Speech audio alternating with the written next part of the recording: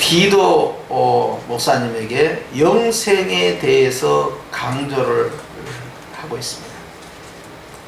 지난 시간에 말씀을 드린 것처럼 그레데 교회 이 그레데 섬에 있는 이 문화 자체가 주님께서 우리에게 알려주신 내용으로는 뭡니까?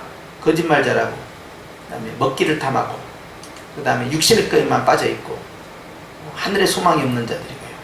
그런 거칠고 그런 문화권이에요, 그레데 섬 자체가.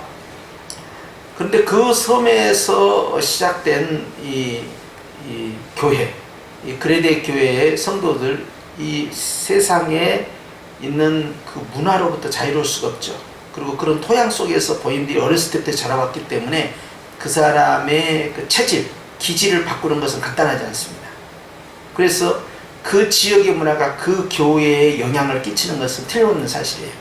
그럼에도 불구하고 바울은 영적인 이 복음, 파워를 통해서 이제 육적인 문화를 이제 극복하기를 원하는 그런 마음이 들어있습니다. 그래서 영생에 대해서 강조하는 거예요. 즉, 그레데 교회의 관심사가 영생이 아니라는 것이죠. 예수 믿고 육신적으로 잘 먹고 잘 살고 평안하고 행복하고 거기까지예요. 그렇기 때문에 그런 기복신앙적인, 그리고 이제 섬에 있는 사람들일수록 또 배와 관련된 그 종사하는 사람들일수록요 굉장히 미신적인 요소가 강합니다. 오늘날에 있어서도 뭐 후라이팬에 있는 뭐 생선을 또 뒤집지 않는다는 등 뭐 그런 그 배 타는 사람들의 그런 속설이 있어요. 배가 엎어지면 안 되니까 생선을 치마. 그래서 난 그 말을 할 때 생선을 어떻게 한쪽 면을 어떻게 굽지? 오븐에 넣어야 되나? 뭐 전자레인지에 넣어야 되나? 프라이도 뒤집어야 될 거 아니에요. 근데 이게 잘 이해가 안 되더라고요. 이 트라우마가 있는 거예요, 징크스가. 이 사람들은 뒤집으면 안 된다는 거예요. 인생이 뒤집어지면 다 사는데.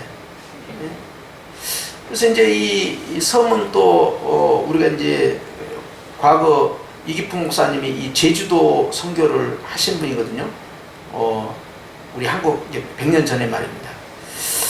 그래서 이제 그런 분들 같은 경우는 섬 사역을 하실 때 그 미신과의 굉장한 갈등이 있어요. 미신 문화와.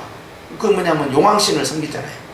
그래서 풍어제를 하고, 그래서 이 용왕신에 의해서 고기를 많이 잡게 해달라는, 그 다음에 큰 파도나 태풍 이런 걸로부터 생명을 보존해달라는 그 바다에 대한 두려움이 결국 그 사람들의 무속신앙을 만들어낸단 말이에요.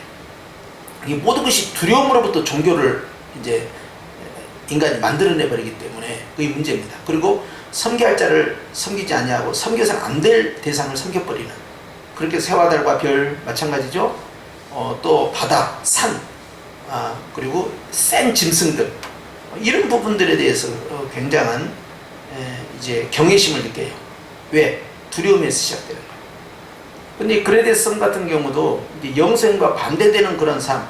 그래서 이 땅에서 얼마만큼 행복하게 사느냐, 얼마만큼 잘 먹고 사느냐, 그리고 굉장히 도덕적으로 타락해서 거짓말을 너무너무 잘하는 그 문화예요. 거기에서 교회가 생길 때 이 교인들이 그 안에서 정말 복음으로 인격이 바뀌고, 빌립보서 2장 5절에 있는 말씀처럼 너희 안에 이 마음을 품으라고, 그래서 예수의 마음이니 하면서 예수의 마음이 들어가고, 이런 환경으로 바뀌어야 되는데 이게 안 되는 거예요. 신앙생활을 10년하고 20년하고 30년 해도요, 말씀을 듣고 그 말씀이 내한테 복음의 능력으로 나타날 때 변화가 시작되는데, 그 말씀이 내 영혼과 딱 만나지, 스파크가 일어나지 않으면 결단코 변화가 일어나지 않는 거죠. 그렇기 때문에 하나님의 말씀이 능력이 되기 위해서는 성령의 개입이 반드시 필요하다는 것을 말씀드려요. 그래서 말씀과 기도가 같이 가는 이유죠. 근데 이제 그레데 교회 같은 경우는 이제 그런 속에서 이제 이 영생과 관련된 첫 번째 메시지가 딱 떨어진 거예요. 디도에게. 네가 목회할 때 영생에 대해서, 영생의 소망에 대해서 그 강조점을 가져야 된다. 그래서 이제 이 영생에 대해서 우리가 이제 창세기부터 해서 우리가 쭉 살펴봤잖아요. 근데 지난 시간에 이어서 오늘 누가복음 10장 25절입니다. 함께 읽습니다. 시작. 어떤 율법 교사가 일어나 예수를 시험하여 이르되 선생님, 내가 무엇을 하여야 영생을 얻으리이까? 영생에 관심이 있는 사람이에요. 이 사람은 종교적 이 성향을 갖고 있는 사람이에요. 이 사람의 신분이 뭐냐? 율법사가 되어 있어요. 율법사는 뭡니까? 랍비죠. 그러니까 오늘날로 말하면 목회자가 되는 거예요. 유대교 목회자죠. 성직자예요. 근데 이 율법, 랍비가 이 영생에 대해서 관심을 갖는다는 것은 좋은 일인데, 문제는 다른 사람을 가르쳐야 할 랍비가 영생에 대해서 본인은 답을 가지고 있지 않다는 것이에요. 그러면 실질적으로 그 당시에 예수님 당시에 있었던 그 랍비들이 영생에 대해서 답을 가지고 있지 않았느냐? 답을 가지고 있었습니다. 어떤 답을 가지고 있냐? 하나님의 말씀, 율법대로만 살면 영생을 얻는다 했어요. 근데 함정은 그 다음에 있어요. 주님께서 시내산에서 이스라엘 백성들에게 율법만 주신 것이 아니라 그 율법과 함께 주어진 또 다른 선물이 있었는데, 그것이 성막입니다. 그래서 하나님의 말씀을 통하여서 너희가 그 율법대로 살되 율법대로 살지 못하고 범죄했을 경우, 또 죄가 무엇인지 모르고 있다가 죄라는 것이 성경을 통해서 율법을 통해서 알게 됐을 때 너희들이 해야 할 일이 뭐냐? 성막으로 가거라. 그래서 거기에서 치유를 받는 겁니다. 그래서 하나님과의 관계를 회복시키는 거예요. 그렇기 때문에 율법은 무엇이 죄인지를 알려주고 무엇이 옳은 길을 알려주잖아요. 핵심은 뭐예요? 율법은 하나님이 주신 말씀에도 불구하고 율법을 다 지킬 수 없다는 것을 전제하고 들어가는 거예요. 왜 그렇습니까? 인간은 죄인이기 때문에 그래요. 율법을 온전히 지킬 수 있는 사람은 세상에 아무도 없다는 거예요. 그 전제를 깔고 들어가지 않으면 그 다음부터는 행위구원이 나와요. 내가 율법을 열심히 지킴으로써 내가 구원받을 수 있다. 내가 노력한 만큼 하나님 앞에 갈 수 있다. 이렇게 생각을 갖는 거예요. 그것이 이 일반 세상의 이 가치입니다. 모든 종교가 다 그런 생각을 갖고 있고요. 세상 사람들도 착하게 살면 천당에 간다 그래요. 불교에서도 마찬가지예요. 극락에서도 왜 닦습니까? 왜 길을 왜 닦습니까? 자기 미래의 길을 왜 닦습니까? 선행을 통해서, 착한 일을 통해서, 구제를 통해서, 공을 들여서 왜 닦습니까? 그렇게 노력하면 극락에 간다는 거예요. 도교도 마찬가지예요. 염라대왕한테 가는 거, 옥황상제한테 가는 거 다 마찬가지입니다. 착하게 살면 간다는 거예요. 그런 콘텐츠를 가지고 영화도 만들고 드라마도 만들고 소설도 만들고 만화도 만들고 그렇게 해서 이제 우리 주변에 그런 문화가 아주 팽배해 있어요. 기본이 뭡니까? 모든 종교에, 모든 세상의 가치에 핵심이 뭐예요? 사람은 착해질 수 있고 착하면 구원받는다, 착하면 천당 간다. 이것이 딱 깔려 있어요. 누구나 다 깔려 있는 거예요. 그런데 교회에 이 문화가 들어온 거예요. 우리가 이제 그레대입니다. 이 그레대 문화가 그레대 교회 안에 들어온 거예요. 아니라는 거죠. 성경은 하나님의 말씀은 좋은 건데, 거룩한 건데 하나님의 말씀대로 지켜 행할 수 있는 자가 과연 있느냐 이거예요. 없다는 거죠. 그걸 율법을 지키면 지킬수록 자신의 죄가 자꾸 드러난다는 거예요. 내 기준으로 했을 때 상대적으로 깨끗할 수 있고, 그 사회 속에서 내 기준을 설정했을 때 이 정도면 나는 그래도 괜찮은 사람이다, 이런 자체평가를 할 수 있겠죠. 그렇기 때문에 당시 유대인들, 랍비들에게 있어서는요, 영생에 대한 자기들 나름대로 가지고 있었어요. 그건 행위구원입니다. 이슬람도 행위구원이에요. 로마 캐톨릭도 행위구원이에요. 그리고 불교도 당연히 행위구원이고요. 도교든 뭐든 다 행위구원이에요. 유교는 종교가 아니죠. 유교는 내세가 없어요. 거기는 현세에서 어떻게 바르게 살 것이냐에 대한 이야기이기 때문에, 내세가 없기 때문에 종교 영역에서 빼요.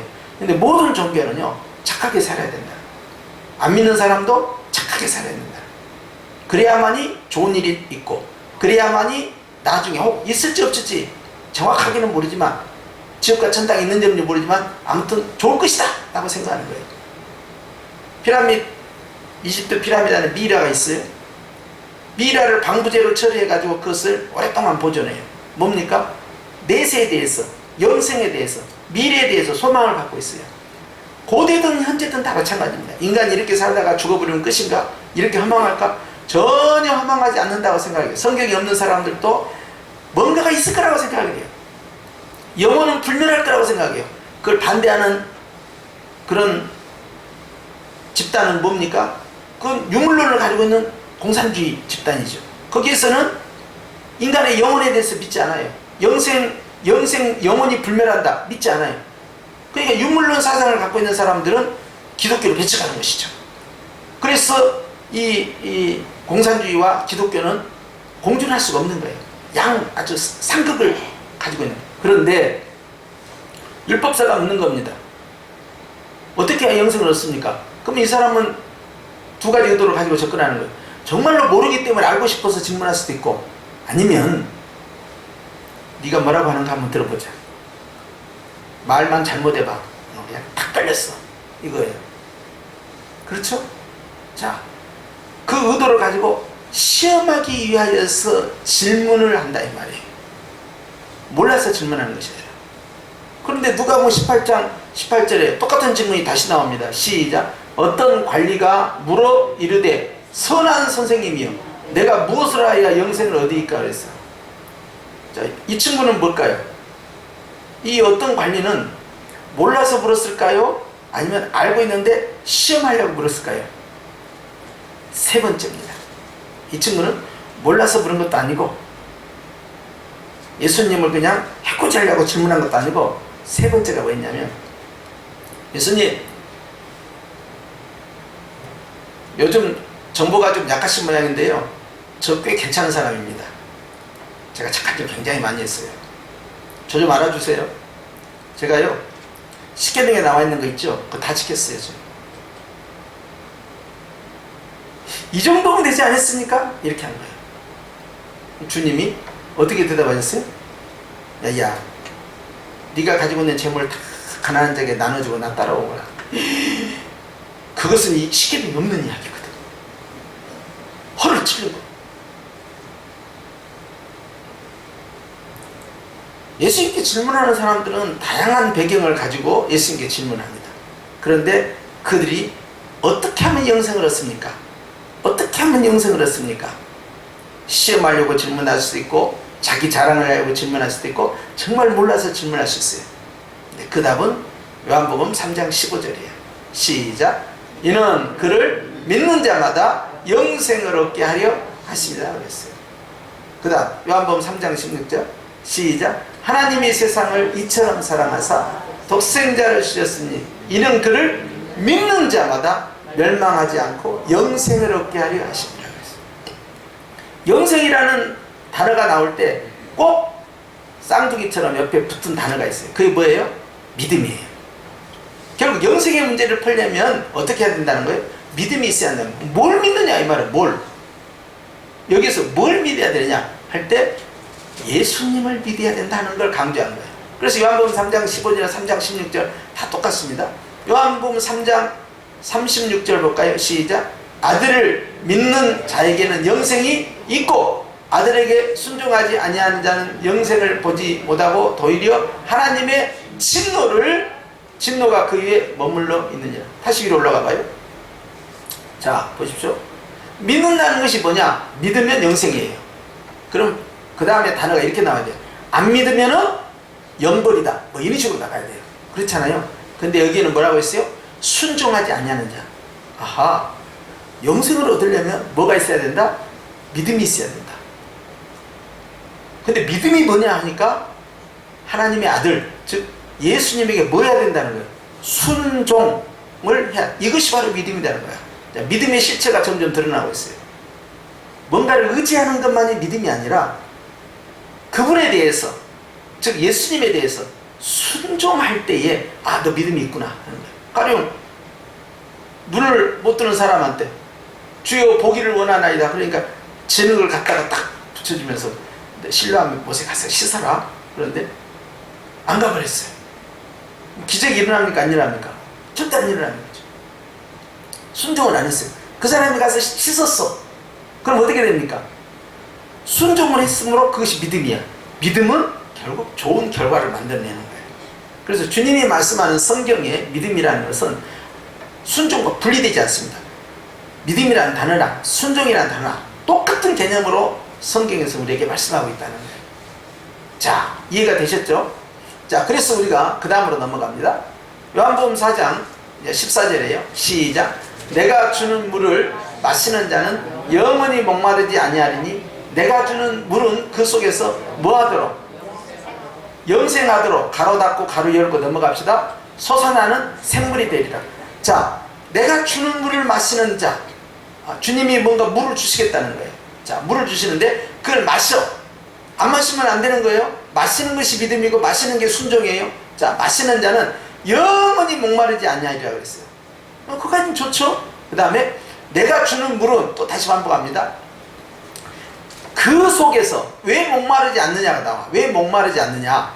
그 속에서, 즉 그 물을 받은 사람 안에서 솟아나는 샘물이라는 거예요. 솟아나는. 이게 내가 목마르지 않는 이유가, 전에는 물을 갖다가 한 그릇 마시고 한 그릇 마시고 했는데, 이제는 내 안에 그 물을 한 그릇을 마시면 내 안에 샘물, 즉 우물이 생겨버렸다는 거예요. 이제는 내 자신이 이제는 받아먹는 사람이 아니라 이게 줄 수 있는 사람처럼 말이죠. 이제 내가 이 수원제가 형성돼 버린 거예요. 근데 그 앞에 단어가 있죠. 뭐 하도록? 영생하도록. 이 샘물은 그냥 목마름이 아니에요. 그냥 갈증이 아니에요.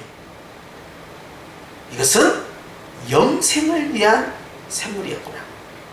그런데 영생은 끝이 없는 거 아닙니까? 영원한 생명, 영원한 행복 아니에요?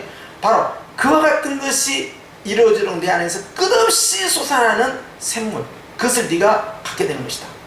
물을 받아먹는 위치에서 이제 내 안에 우물이 형성되고, 즉 수원제가 형성되는데, 이것은 영원한 생명을 얻는 바로 그 물이라는 거예요. 그렇기 때문에 주님이 물을 주셔야 될 거 아니에요. 그 물이 뭐예요? 그 물이 이 사람에게는 믿음이 되는 거예요. 주님이 어떤 말씀을 하셨을 때 그 말씀에 아멘하고 내가 받아들일 때 그걸 믿음이라는데, 그 믿음은 반드시 순종이 들어있다는 거예요. 믿음과 순종은요, 쌍도 맞춰갖고 동전 앞면과 뒷면과 같아요. 분리될 수가 없는 겁니다. 그렇기 때문에 행함이 없는 믿음은 죽은 믿음이 되고, 그렇죠? 또 믿음이 없는 행함은 아무 의미가 없는 거예요. 그 자체는 행하긴 행하는데 믿음이 없어. 자, 캐톨릭 신자들이 예수님을 믿지 아니하고 행위로서 구원을 얻었다 생각하고 열심히 착한 일을 하고 구제를 하고 선행을 하고 어려운 사람 도와주고 또 독거노인들 도와주고 또 이제 이 결손가정 도와주고 열심히 국내적으로 활동을 해요. 근데 그 안에 예수 그리스도를 통해서만 구원을 얻는다는 복음에 믿음이 없다고 생각해봐요. 그 행위들은 아무 의미가 없습니다. 불교 다니신 분이 말이죠, 아무리 착한 일하고 공덕을 쌓아놓고 말이죠, 어떤 모양으로 자기의 의를 드러냈어도요, 그 안에 예수 그리스도의 복음에 믿음이 없으면요, 결단코 그 행위는요 천국에 올라가지 않기 때문에 아무 의미가 없어요. 그것은 사회적인 평가가 어찌하든 역사적인 평가가 어찌하든 그런 의미가 없습니다. 여러분 사회적 평가나 역사적 평가는요 하나님 평가하고 완전히 달라요. 응? 과거에 그 사람이 뭐 수백 년 전에 수천 년 전에 역사적으로 어떤 인물이었다, 후대가 그걸 기억한다, 책으로 그것을 가르친다, 교과서로, 그것이 의미가 있는 게 아닙니다. 주님이 알아주셔야 끝나는 거예요. 근데 주님은 너 누구냐? 그럼 끝나버린 거예요, 상황. 그렇기 때문에 어떤 행함이라도 반드시 믿음이 있어야 되는데, 근데 믿음이 있다 하면서 순종을 안 해. 저 행함이 없어. 그래 버리면 이 자체가 뭐냐는 거예요. 아무것도 아니라는 거죠. 그것은 의미를 상실한 죽어버린 것이라는 거예요. 그러니까 생명과는 상관이 없는 것이죠.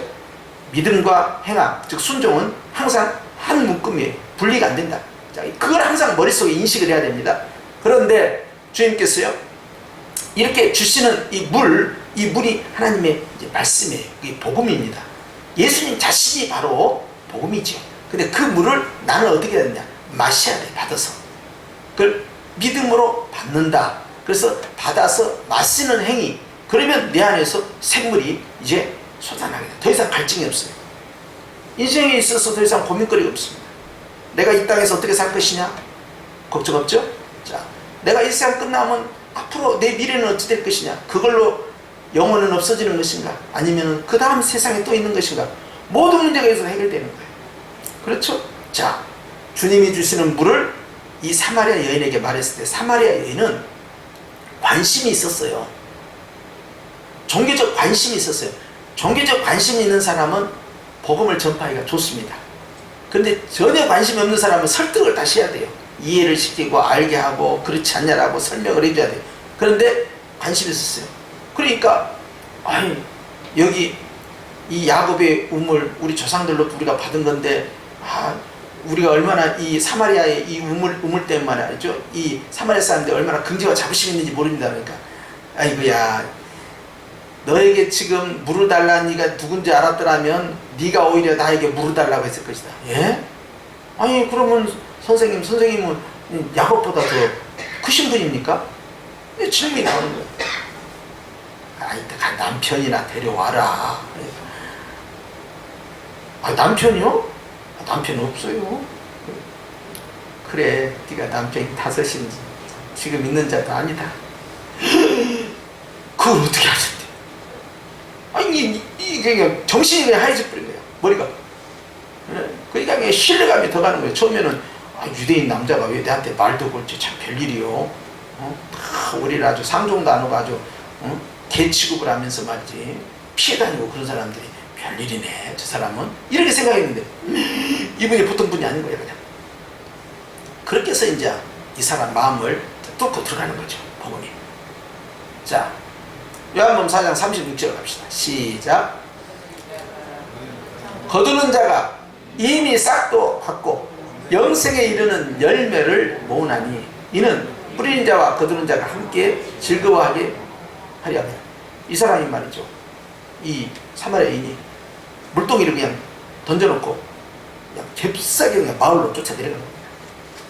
그러면서 세상에 나에 대해서 다 알아버리는 분이 나왔다니까. 이분이 바로 우리가 기다렸던 바로 그 선지자라니까. 여기서 그 선지자 정관사 더가 붙으면요 그 메시아입니다. 바로 모세가 말했던 그 선지자. 이분이 우리가 기다렸던 그 메시아 아니요? 어서 와보란 게 한 거예요. 그러니까 물론 사투리는 안 썼어요. 그렇게 그냥 다 쫓아온 거예요 사람들이. 주님은 그 모습을 본 거예요. 몇 달이 지나야 추수할 때가 됐다고 하지 않았냐? 봐라.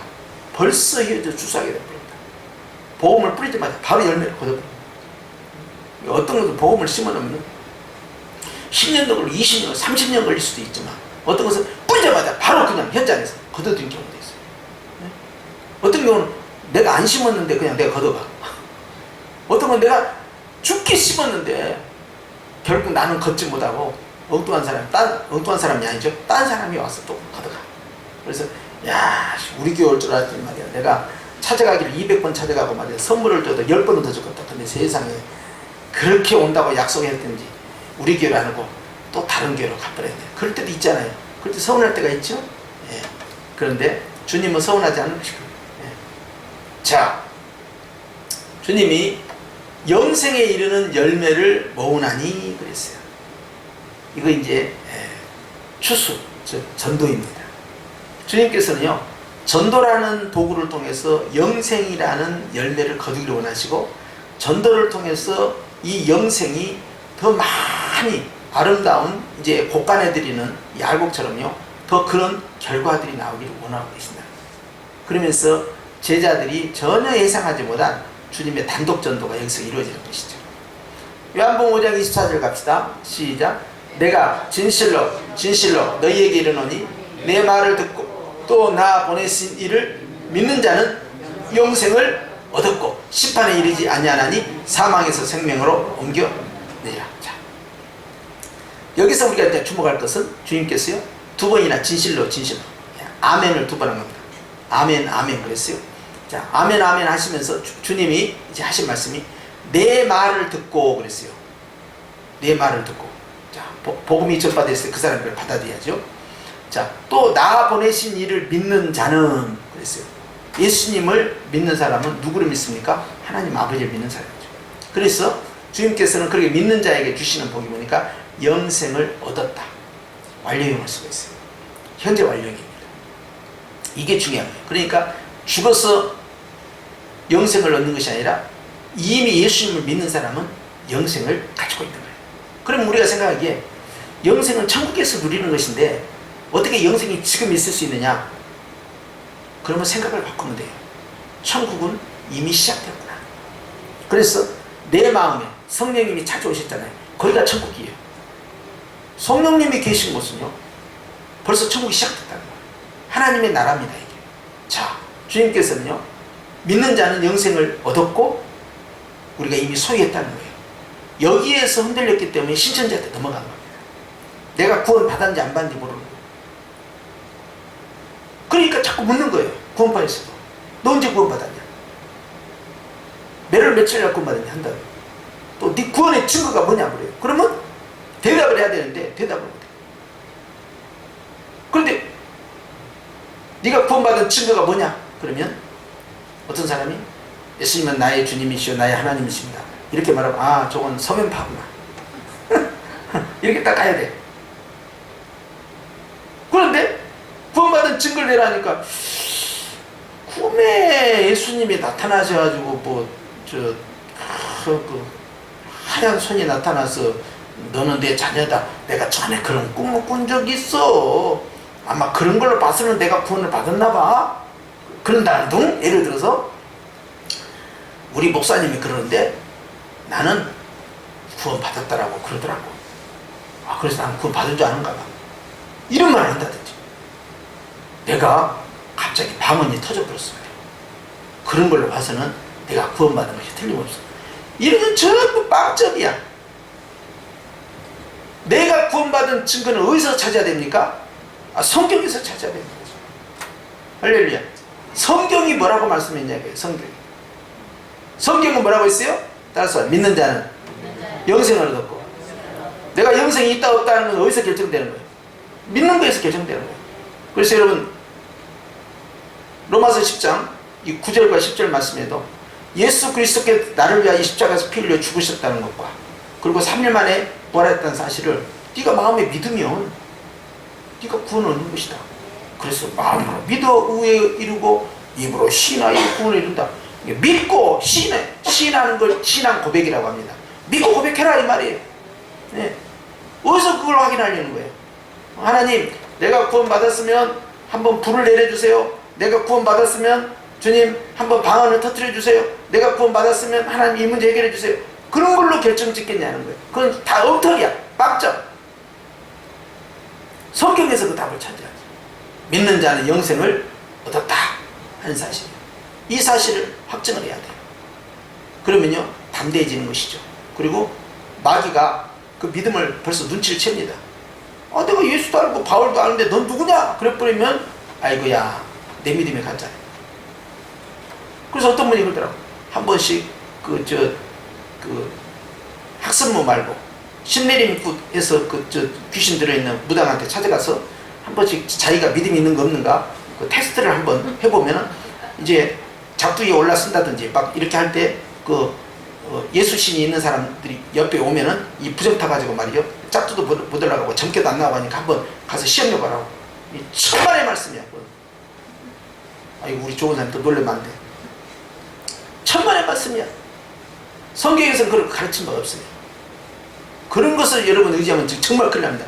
이건 완전히 교회 안에 이상한 것이 들어온 거예요. 예수님께서는 귀신을 만났을 때 어떻게 합니까?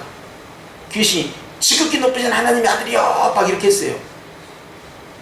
그럼 사람들 생각하기에 제자들이 어때? 와 귀신도 인정하는 예수님.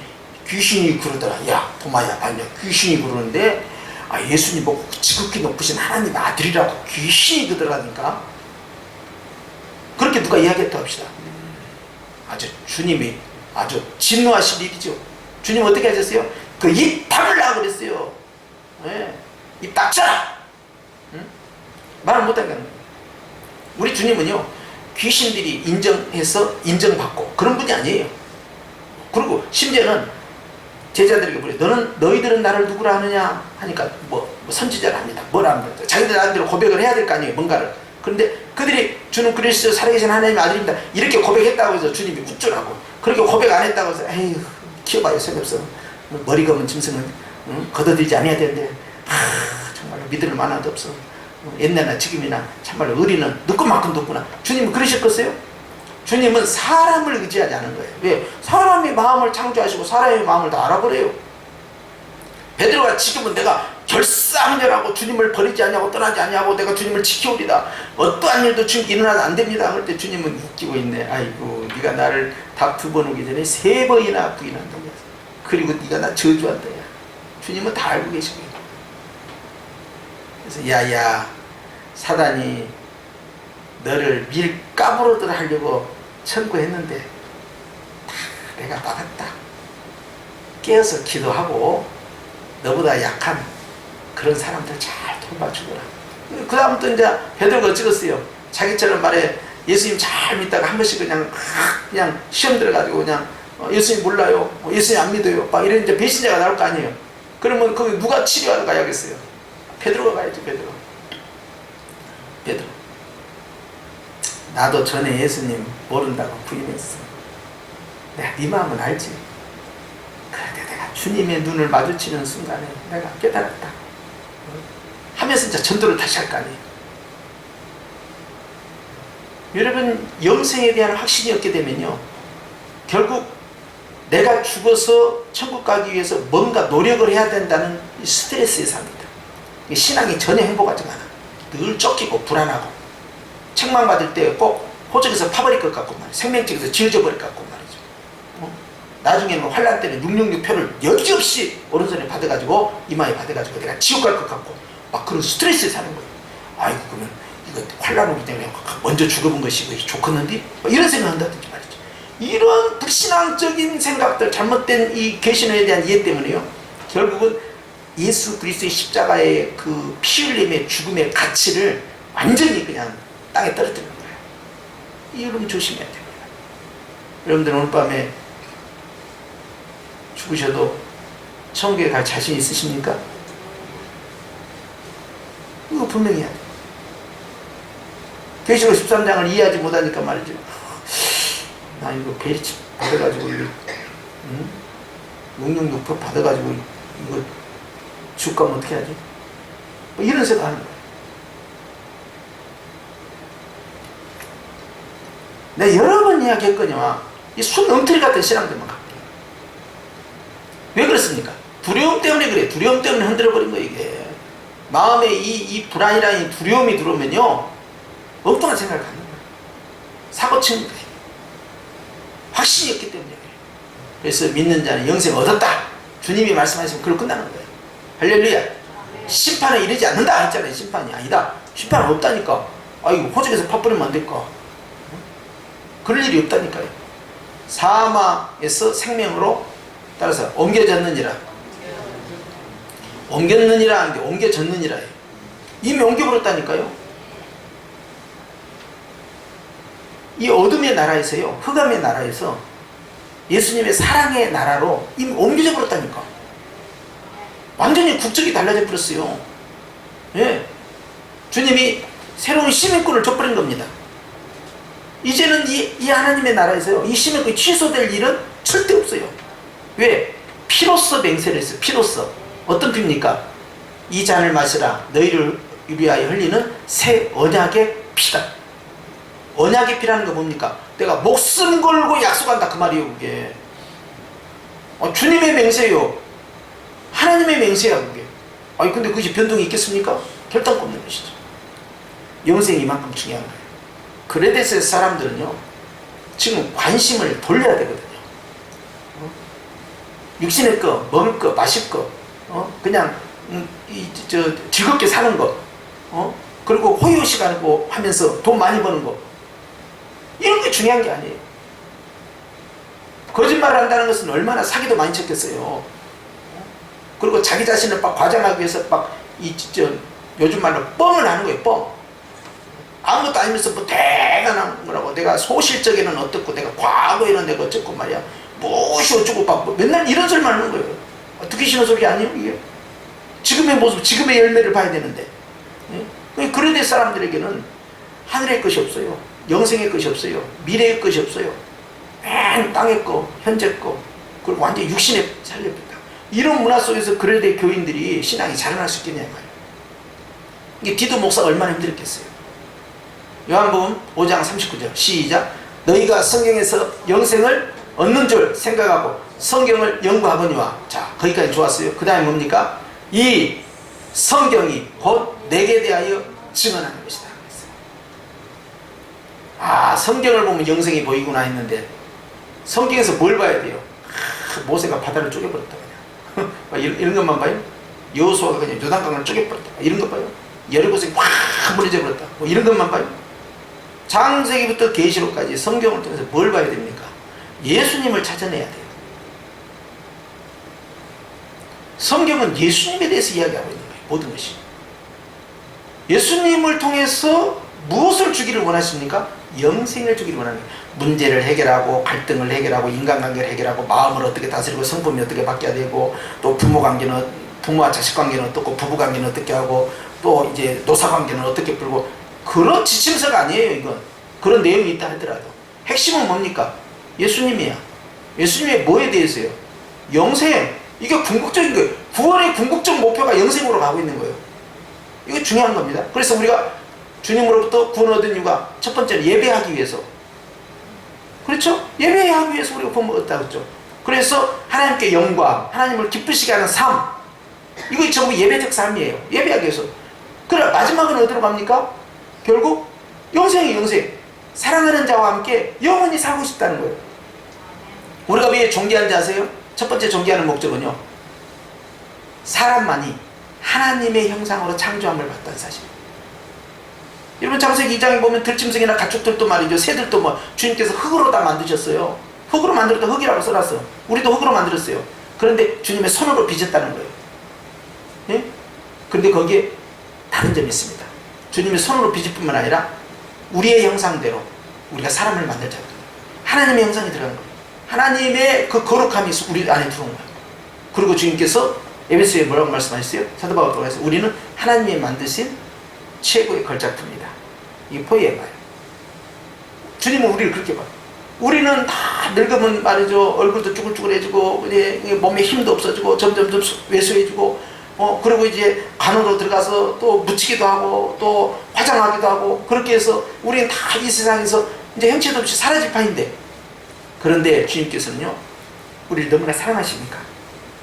살아서 만난 자는 주님께서 바꾸시고 죽어서 주님 오실 때 그 사람은 다시 살려내는 거예요. 그런데 주님의 목적은 딱 하나예요. 영원토록 나랑 함께 살자는 거예요. 왜? 너무 사랑하시니까. 우리를 그렇게 사랑하셔요. 이 하나님의 큰 은혜죠. 얼마나 감사합니까? 그래서 여러분 주님의 이 사랑이 결국 성경을 통해서 나타나는데요. 예수님입니다. 예수님이야말로 하나님의 사랑의 결정판이고요. 예수님이 어떻게 사랑하셨냐 하는 것이 바로 복음이고요. 그 복음을 믿는 자는요. 주님이 우리에게 주고자 하시는 영생이라는 이 축복을 선물로 주시는 거예요. 바로 우리가 이 선물을 이미 받았다는 사실을 우리는 감사하십시다. 할렐루야. 그렇기 때문에 나는 이 땅에 살다가 주님 오시기 전에 죽는다 해도 그것은 죽음이 아닌 거예요. 오히려 그것은 영생에 들어가는 하나의 과정이에요. 죽음을 통해서 육체는 없어져도 우리의 영혼은요 완전히 육체와 분리된 상황에서요 주님의 나라에 낙원에 그대로 임하는 것이고 그리고 주와 함께 이 땅에 다시 재림하신 주님과 함께 우리의 영혼이 육체와 함께 결합되는 그날을 기다리고 있는 것이죠. 그래서 이제는 이 죽음조차도 영생을 가진 자에게 있어서는 해석이 달라집니다. 전에는 죽음은 죄의 결과다. 죽음은 저주받은 결과다. 죽음은 이 심판의 결과다. 이렇게 봤잖아요. 그래서 죽음은 슬픈 거예요. 고통스러운 거예요. 그런데 이제 예수님 안에서 영생이 있는 사람에게는 죽음은 더 이상 두려움의 대상이 아니에요. 그것은 하나님 아버지를 만나는 또 하나의 과정일 뿐이에요. 그래서 영생이 있는 자에게는 죽음이 더 이상 두려움이 될 수가 없다 하는 것을 말씀을 드린 거예요. 자, 요한복음 5장 40절 말씀 시작. 그러나 너희가 영생을 얻기 위하여 내게 오기를 원하지 아니하노라. 자, 종교심이 있는 사람들은 영생을 찾겠지만 전혀 영생을 받아들이지 않는 사람들이 있어요. 아까 말씀드린 이제 그 유물론에 빠지는 공산주의자들. 이 사람들은 인간의 영혼 자체를 믿지 않기 때문에 종교를 이 마약으로 생각합니다. 아편으로 생각해요. 그러니까 완전히 그냥 거부하는 거죠. 이 큰일 날 문제예요. 자, 그런데 영생을 얻기를 위해서 와야 될 사람이 누구냐면 유대인들이에요. 근데 바리새파가 문제야. 사두개인들은 인간이 다시 부활한다 하는 걸 믿는데 이 바리새파는 사두개파는 그걸 안 믿는데 바리새파는 그걸 믿어요. 영생에 대해서 관심이 없는 사람이 있고 영생에 대해서 관심이 있는 사람이 있어요. 그러니까 이게 문제가 된 거예요. 유대인들이 다 영생에 대해서 관심이 있어야 되는데 주님이 말씀하시기를 영생에 대해서 관심이 없는 사람들이 있다. 내 육신의 것만 구하기, 땅의 것만 구하는 거예요. 여기서 어떻게 잘 먹고 잘 살까? 그러니까 주님에 대한 관심이 없고 심지어는 메시아가 오셔서 우리에게 오병이어 기적과 같은 말이에요. 경제 문제 해결해 줘야 되고, 군사 문제 해결해 줘야, 외교 문제 해결해 줘야, 주권 국가를 형성하고 독립해야 되고, 이런 데만 관심 있는 것이지 다 이 땅의 문제 아닙니까? 하늘에 속한 문제를 이야기하지 않습니다. 어떻게 하면 영생을 얻을까? 어떻게 하면 부활의 영광을 받으려 수 있을까? 이거에 관심이 없는 거예요. 이것이 바로 민족주의에 빠져있는 시오니즘이에요. 주님이 그걸 책망하는 것이죠. 자, 한국교회도 마찬가지입니다. 한국교회도 부흥하고 성장하고 열심히 사명 감당하고 좋아요. 그런데 이런 사역들의 가장 중요한 본질을 놓치면 안 되겠죠. 예수님이 우리에게 주고자 하는 것은 영생의 복음을 전하라는 것이지, 우리가 전해가지고 말이요, 예수 믿으면 당신 몸이 치유됩니다, 예수 믿으면 가족관계가 좋아집니다, 예수 믿으면 뭐 경제가 잘 돌아갑니다, 돈을 많이 벌게 됩니다, 그리고 이제 그 형통하게 됩니다, 당신 개인적인 인격적 수양이 이루어집니다. 복음이 그렇게 가면 안 된다는 거예요. 복음은 어디를 향해 가야 돼요? 복음은 사망을 이기는, 죽음을 이기는 영생에 대해서 이야기를 해야 돼요. 그런 것을 빼놓으면 복음이 되면 어떻게 됐어요? 뭐 긍정의 힘 해가지고 뭐 적극적인 사고방식 뭐 해야 되고, 마음을 잘 다스립니다. 제가 맨날 강조하지만, 여러분 요가하는 데 가보세요. 그것도 마음을 다스리고, 불교에서도 다 마음을 다스려야 되고, 다 공수래 공수가 다 그러면서 그냥 다 허무한 것이고, 번뇌다 다 내려놔야 된다, 빈손 왔으면 빈손으로 가는 것이다. 성경에도 그렇게 써 있잖아요. 사도 바울이 디모데에게 다 빈손 와서 빈손으로 간다고. 자, 그런데 거기 영생이 빠지면 아무것도 아닌 거예요. 인격 수양, 마음 수양, 그게 중요한 게 아닙니다. 영생이 있어야 돼요. 그것이 궁극적인 거예요. 그렇기 때문에 예수님께서 말씀하시고 영생에 대해서 관심을 가져야 된다는 것이죠. 할렐루야. 그래서 우리가 이제 초신자일 때는, 접촉점을 가질 때는 말이죠, 교회 다니면 마음도 편해지고 얼마나 복을 받고 말이야, 자식도 잘 되고 말이지. 교회 다니면 주님이 기도 들어주시니까 고민 다 이길 때 사업도 잘 된다니까. 나도 기도할 때는 하나님이 그렇게 했어. 처음엔 전도할 때는 그렇게 접촉할 수밖에 없어요. 그렇죠? 어떻게 하고 있어요, 처음에는. 그런데 신앙이 자라날수록 그걸 통해서 주님이 주고자, 그거와 비교할 수는 더 어마어마, 더 엄청난 축복이 기다리고 있는 거예요. 그게 뭐예요? 돈으로 살 수 없고 도저히 이 세상에서 아무리 발표도 해결할 수 없는 바로 이 죽음이라는 것을 건너뛰는 바로 영생이 기다리고 있다는 거예요. 이것까지 반드시 가르쳐야 되는 거예요, 교회가. 그렇죠? 그런데 맨날 그냥 뭐 병 낫는다, 그냥 기도해서 그냥 형통한다, 복 받는다, 여기에서 머물러 버리면 어찌 됐어요? 주님이 나중에, 야, 주목사, 너 뭐다 왔냐? 어차피 천국 오면 하나도 안 아파. 어차피 천국 오면 만사 형통이야. 근데 뭐 가르치다 왔냐? 그냥 예수님 믿고 내 영혼이 잘된 것처럼 네가 잘 되라, 이제 그런 것만 하고 왔습니다. 야, 그것도 전도할 때 초기에나 좀 써먹지. 맨날 너는 은퇴할 때까지 그것만 하다 끝났냐? 그럼 주님이 저에게 뭐라고 하시겠어요? 예. 그러니까 나도 심판을 면하려면 열심히 복음을 증거해야 되는데, 무슨 복음이냐? 영생의 복음을 이야기해야 될 거 아니에요. 할렐루야. 그럼 그렇게 대한 거죠. 자, 그 다음 요한복음 6장 27절 시작. 썩을 양식을 위하여 일하지 말고 영생하도록 있는 양식을 위하여 하라 그랬어요. 결국 육신의 끈이 막 푹 빠져있지만 500명의 기적을 하니까 말이죠, 세상에 우리 임금님 아십시오. 임금님, 어이구, 그래가지고 사람들이 막 쫓아오는 거야. 몇 명을 먹였어? 5,000명 남자만. 그 12강주가 남은 거야. 세상에 이게 뭔 일이래, 이게 뭔 일이야. 그럼 이분만 계시면 그러면 경제 문제 끝난 거 아니야? 먹고 사는 문제 끝나는 거 아니야? 인생에 가장 골치 아픈 것이 뭐예요? 먹고 사는 문제 아닙니까? 먹고 사는 문제가 해결되는 건데 얼마나 좋아. 주님이 그걸 보고 탄식하신 거예요. 그 자리를 피해버렸어. 그냥 저들이 나를 찾아온 것은 배부르기 위함이다. 정말로 왜 쫓아오냔 말이야. 왜 쫓아오냔 말이야. 그러니까 주님이 그걸 책망하는 거예요. 육신에 배부르려고 나를 쫓아왔냐? 그러니까 삐져가지고는 다 흩어져 가버렸어.